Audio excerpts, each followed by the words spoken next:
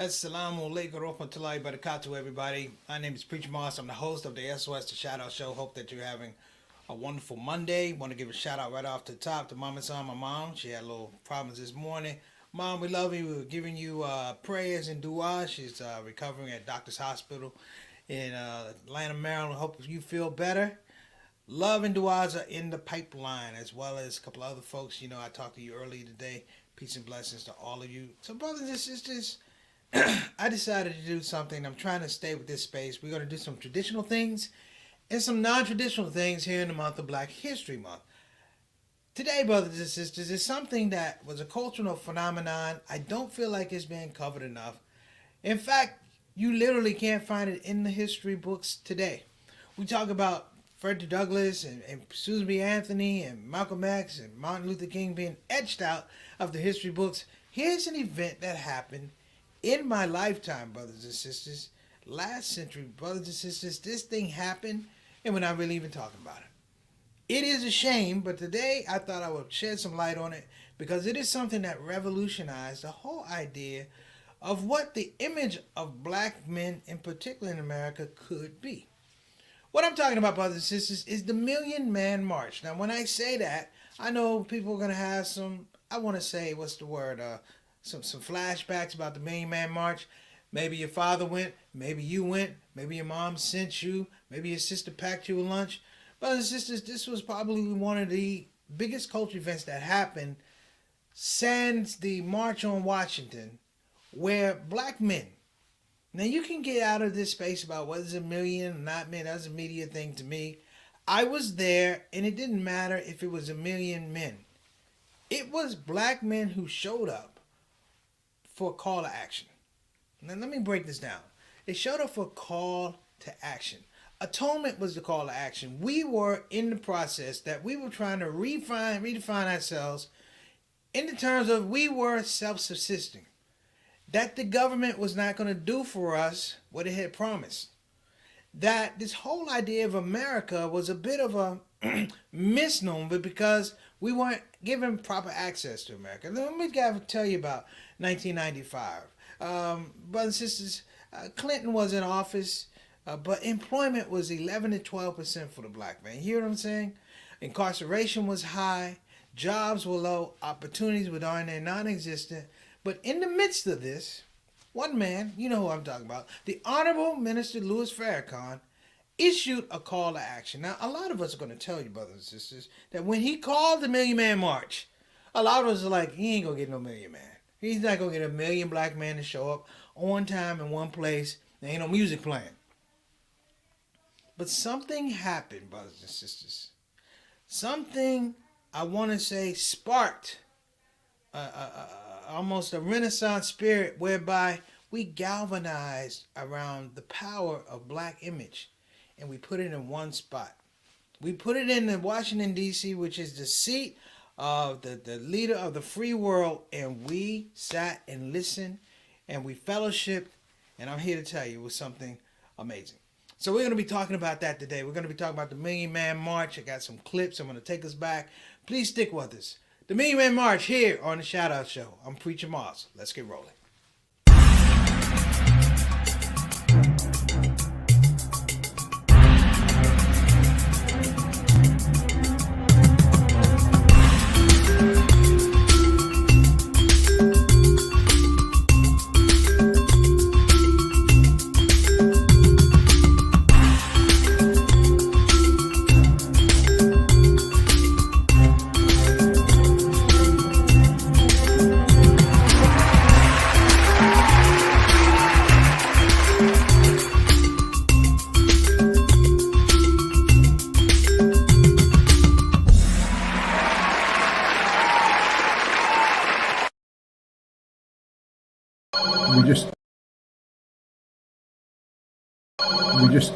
We just need help. Imagine if there wasn't an olive branch. Most of the family serves as your command. The people who help people have to say, we need your donations, don't delay. We all have struggles from time to time, but leaders dedicated is what you find. Before another person sheds a tear, support Olive Branch, you don't have to fear. Olive Branch Muslim Family Services. Action you can see, compassion you can feel. Sing it with me. Ooh, ooh. All right, we're back. So let me lay the scene for you. It was fall, October of 1995. Now you can kind of sit back and figure out what you were doing in 1995. Let me tell you what I was doing. Alhamdulillah, I was still in my 20s. I was in my second year of teaching in Milwaukee public school system.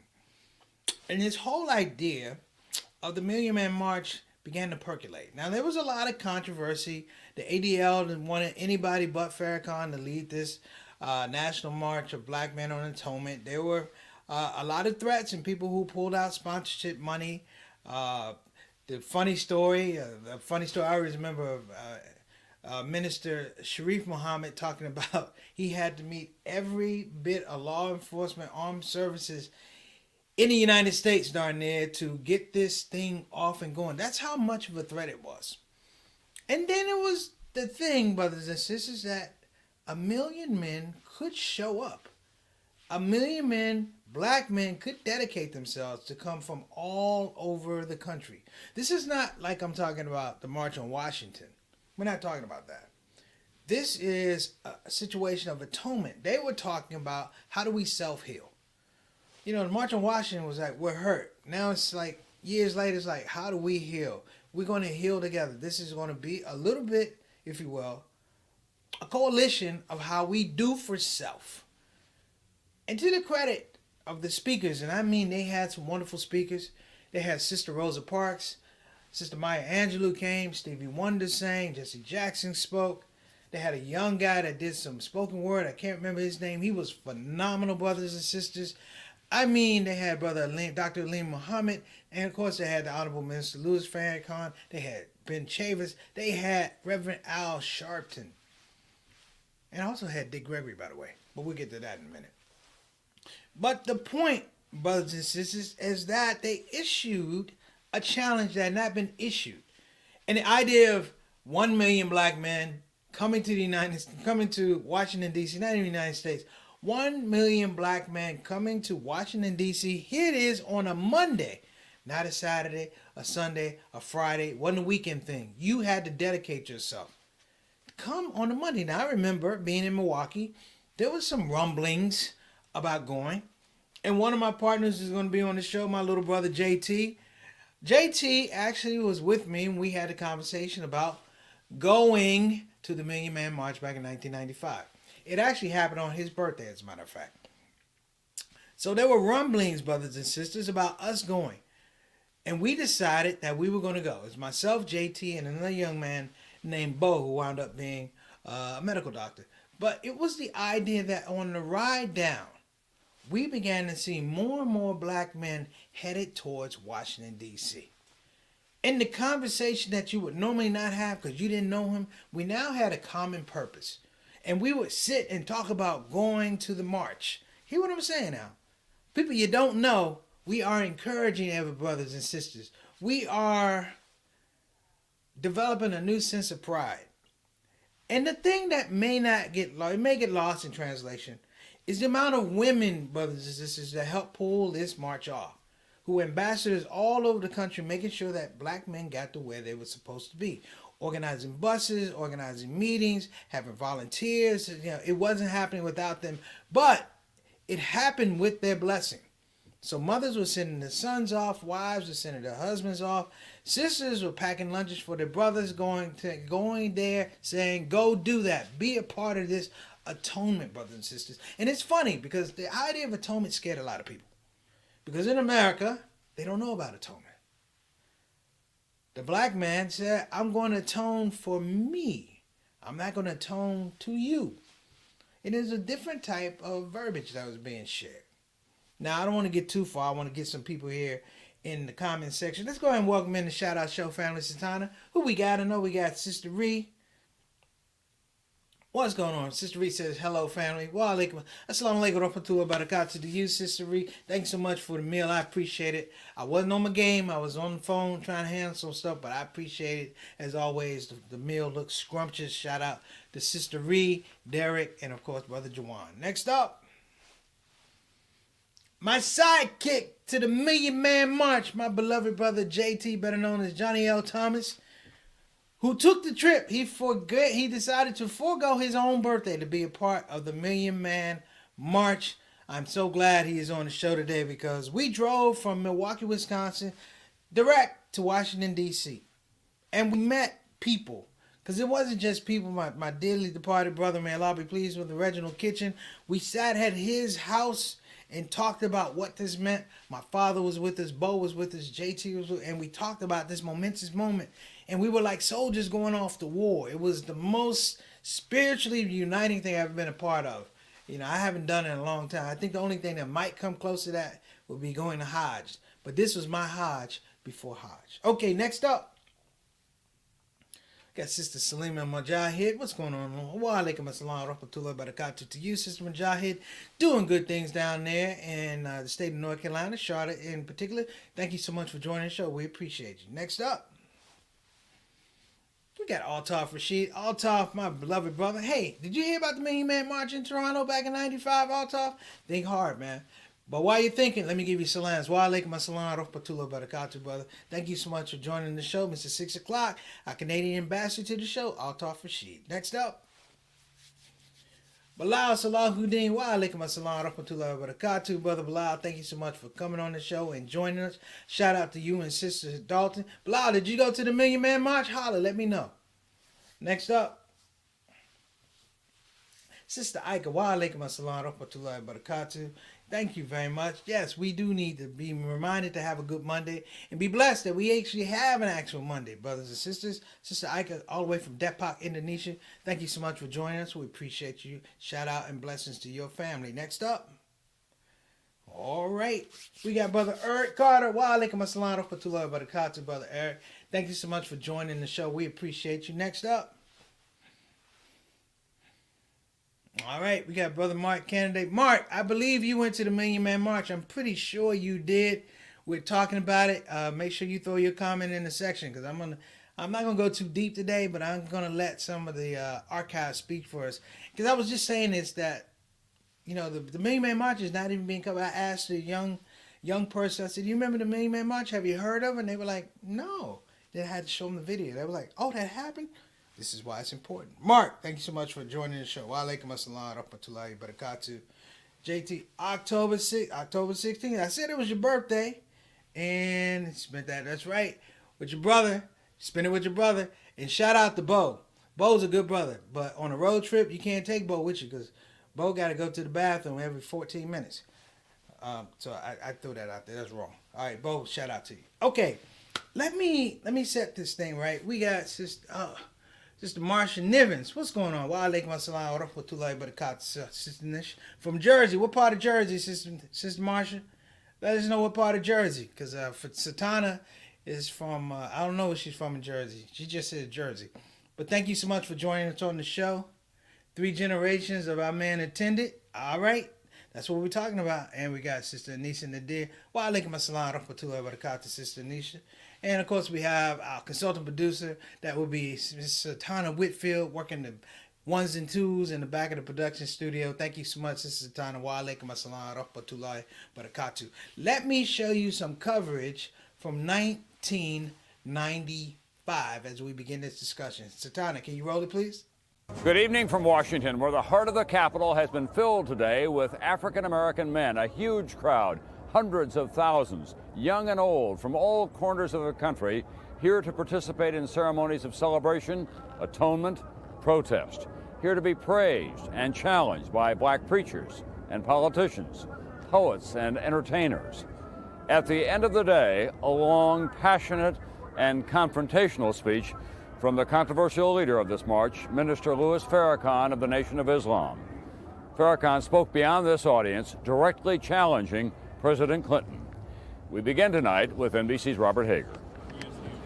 They poured off buses from Baltimore, Richmond, Syracuse, Norfolk, and all across the country.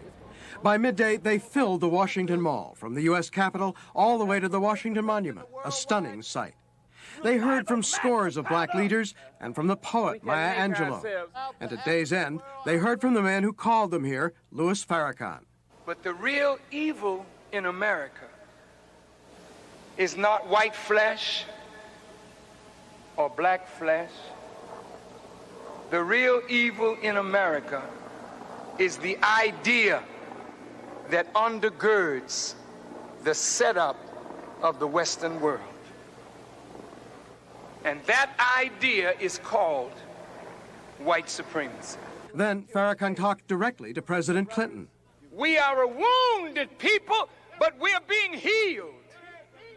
But President Clinton, America is also wounded.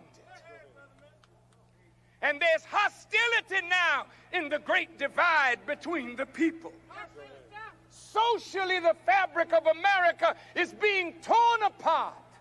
And it's black against black, black against white, white against white, white against black, yellow against brown, brown against yellow. We are being torn apart. And we can't gloss it over with nice speeches, my dear Mr. President. So, what I want people to understand is this. Farrakhan is very, very intelligent. And I'm going to tell you why.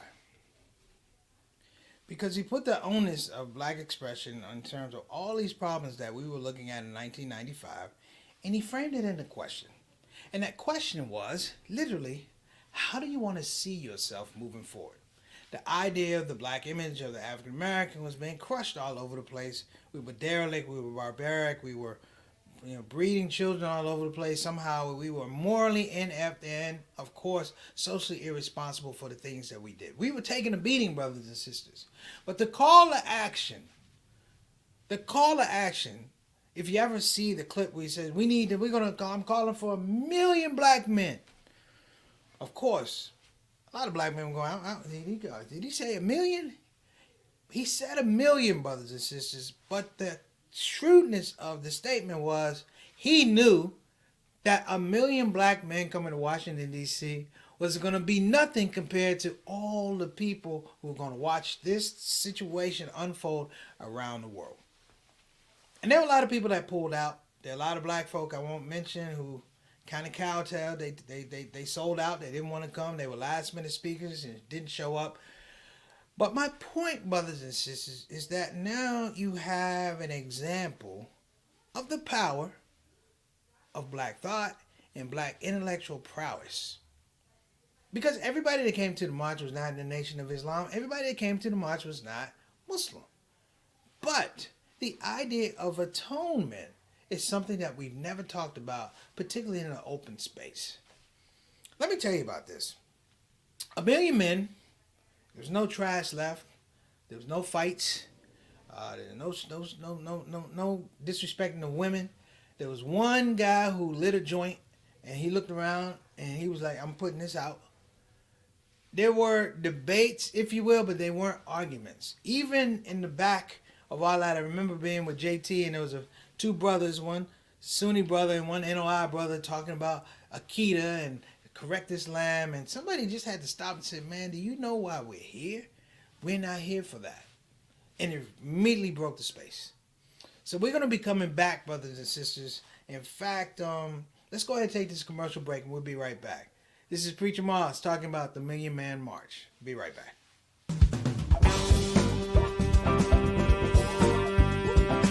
Hey, babies. Welcome to Radio WCUC, Convenient Urgent Care, home of the smart patient. This is DJ What It Do. You know what time it is. It's the top of the hour, and the request lines are open. You know what you want to hear. I know what you want to hear. Operators are waiting. I just got to hear Don't Get the COVID. Don't get the COVID, put your mask back on. The Delta COVID, more contagious than before. Don't get the COVID, go on and get the vaccine. You know that it can keep you safe, and your people living You need to wash your hands. The Delta COVID is more deadly than before. Don't get the COVID. Go on and get your vaccine. You know that it can keep you from dying. Don't leave your family all alone and crying. Don't get the COVID. We invite you to join our fight against COVID and against misinformation. It's time to listen to the doctors and trust the science. When I think of people dying that don't have to die, it makes me sad. Now is the time to be sober. Together we can make this thing over. Let's fight the COVID. Convenient urgent care, home of the smart patient. Shout out to Convenient Urgent Care. So listen, brothers and sisters, I was talking about this whole idea, and I think the one thing I don't want to leave out, I might have been remiss and left it out a little bit. You have to look at a movement. This is legitimately the last movement that was in mass, that had the approval of black men, a lot of black women, black children. I don't think people understand the visualization, the visual of black men coming together, because we are recognizing that we need correction. 2, we need to evolve. Number 3, we need to be a lot more responsible for those around us in our particular space, not so much the government. Okay, it wasn't a down whitey speech or anything like that, which was the genius of it. We actually got to talk about us. So I'm going to throw a clip up. I hope you enjoy this one. This is my mentor, Mr. Dick Gregory, who gave a very, very special speech at the Million Man March. Can we roll it, please? This next brother who's going to come forward to us is a brother who was a comedian. And he made a decision in his life by the time of the Birmingham movement, in the civil rights movement, that he would no longer perform in places that serve alcohol, in places where people smoke cigarettes. He atoned as an elder long before we did. We have a great deal to learn from this giant of human rights. He is our brother, our elder, our Baba, the man, Dick Gregory, ladies and brothers, Dick Gregory, brother Dick Gregory.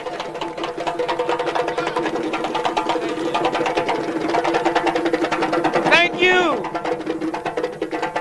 God bless you, black men. God bless you, black men. I love you, black men. I love you. I love you.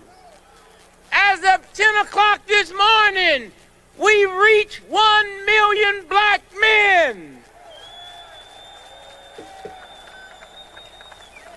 That means, as of 10 o'clock this morning, 1 million black women knew where their husbands was.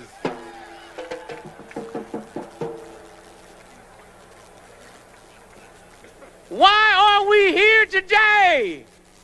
We're here today because we are in pain. And we come to share our pain and drop our pain.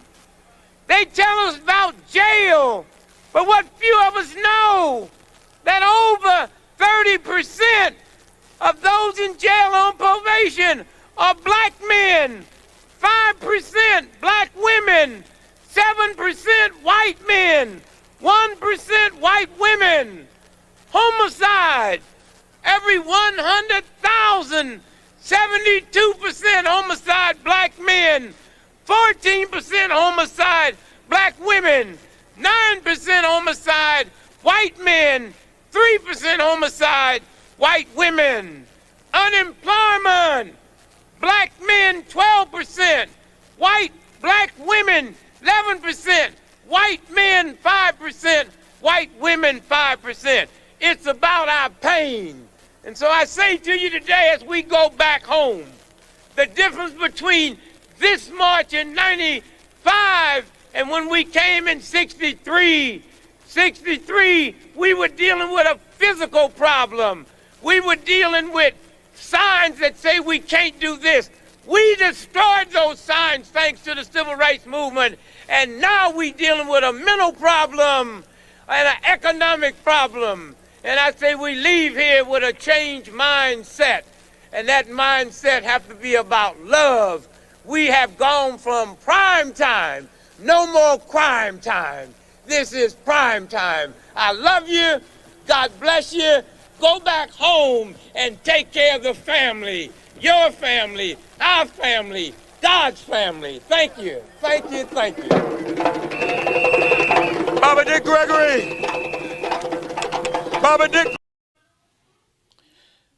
You know, even though Dick Gregory was funny, I mean, just the poignancy. This gives you a little bit of the flavor of what we were all seeing, but it wasn't just me, it wasn't just JT, it was 1 million black men. This is the largest classroom that's ever been assembled in terms of manhood, responsibility, and atonement that's ever going to happen, brothers and sisters.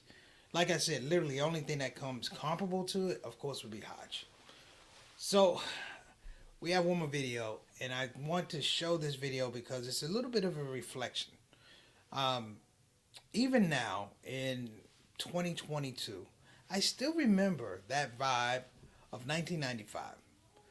And in many regards, it does harken to the fact that I do feel out of place, like a lot of brothers that went there, because the expectations were so high when we left there. Whether it's a Trump, or whether it was a Trump or not, or Bush or not, we were, by any stretch of the imagination, we were self-defined. And if there's anything you're going to get out of this space, brothers and sisters, that we as African Americans, African American Muslims, women, men, we have to get back to the place where we are self-defined. Literally. You got Minister Farrakhan talking about white supremacy. The thing about not buying into white supremacy is to do so, brothers and sisters, lessens your moral caliber. Because the people who practice white supremacy are not people of high character, or high mental wellness or aptitude. They are people who are in the lowest spaces. And to buy into it and try to figure it out, I just leave you alone. We ain't going down. We're trying to go up. Let's roll this video, Sister Satana. I'll be right back after this. Go ahead, Sister Satana. Thank you so much. The march's most prominent organizer was Louis Farrakhan, leader of the Nation of Islam. Farrakhan was deeply attuned to the struggles of Black America, but the solutions he offered were surprisingly familiar. We'll strive to improve myself. He urged Black men to change their behavior and atone for their failings. Socially, for the benefit of myself, my family, and my people. The biggest surprise for me was that the message was not down whitey, critique the system as much as it was individual atonement, individual responsibility. Help me to understand that. I think that surprised a lot of people around the country. In that particular moment, the sense of atonement was very real for a lot of us because we realized as young men that there were some of the trappings of materialism and violence of American society had gotten to us. And we had lost a lot of our friends. We had lost relatives to some of that violence. We had internalized racism. Our people had internalized the way we were being treated. Absolutely. And the way that we were being depicted in the media and the way that we were being depicted in the music. We are here! We are here! I was at the Million Man March. I respect the Nation of Islam values to bring Black men back to their families, to stop this killing in these communities, to stop the disrespect of women, and to really find and claim our place in America. So, you know, brothers, and that's Brother Armstrong William, who is a Black conservative of heights of which you cannot even imagine. But he was saying, I respect this thing. So listen, we hope you enjoyed the show. I'm going to go ahead and get to our wrap up because I know everybody has things to do. Please, brothers and sisters, if you're joining the show for the first time, hit the subscribe button. We're going to get our subscribers up. I know I haven't said it a lot. I know, Satana, don't be saying that. I know I haven't said it a lot, but I want to make sure we start growing the podcast. Okay, so let's go ahead and get to our sponsors. We want to give a shout out to of course, BeFinanciallyIndependent.com. Again, that's BeFinanciallyIndependent.com. You can call 202-508-3780. Again, that's 202-508-3780. Check them out. And brothers and sisters, if you're thinking about getting a quality graduate level Islamic education, look no further than Bayan Islamic Graduate School in Claremont, California. Again, that's bayanonline.org, bayanonline.org. Check them out. And our newest partner, brothers and sisters, we want to give a shout out to UsHub TV, and it's UsHub TV, who's actually celebrating Black History Month. Make sure you get over there and get that discount coupon. They have a lot of content. They have yours truly over there on the comedy side, but they got great documentaries. I would encourage everybody to go over there and build them up too, because they're really trying to take special attention and try to highlight us as African American Muslims and Muslims in general. So make sure you tune into that, okay? And last but not least, I want to give a shout out to, of course, Convenient Urgent Care. That's convenient.urgent.com. Again, that's convenienturgent.com. Thank you guys so much for supporting us, our platform. Brothers and sisters, it has been a great show. I know it went quickly, but I want you to do some research. Get on your phones or your Amazon or your Google and just Google, please. Some of the things that we've shown and some of the things you're going to learn on your own about the Million Man March. I'm Preacher Moss. This is SOS. Have a blessed day. See you tomorrow, inshallah. Well, family, that's it for our show today. One of the reasons I felt compelled to make this video, because I noticed when an event is over, Muslims don't know when to leave. So if you're sitting there in front of your television going, that was fun, that was enjoyable, what do I do now? This is me telling you to leave. You know why? Because the show is over. I already left. I taped this before I made it. So you have permission to leave. And you also have permission to come back. To the Shout Out Show, we are Monday through Thursday. Again, that's 6 o'clock Eastern Time, 5 o'clock Central, and of course on the West Coast, 3 o'clock. So we want to thank you for coming on the show, my brothers and sisters. And guess what? This is yet another exercise for you to leave, because I'm out of here. Later.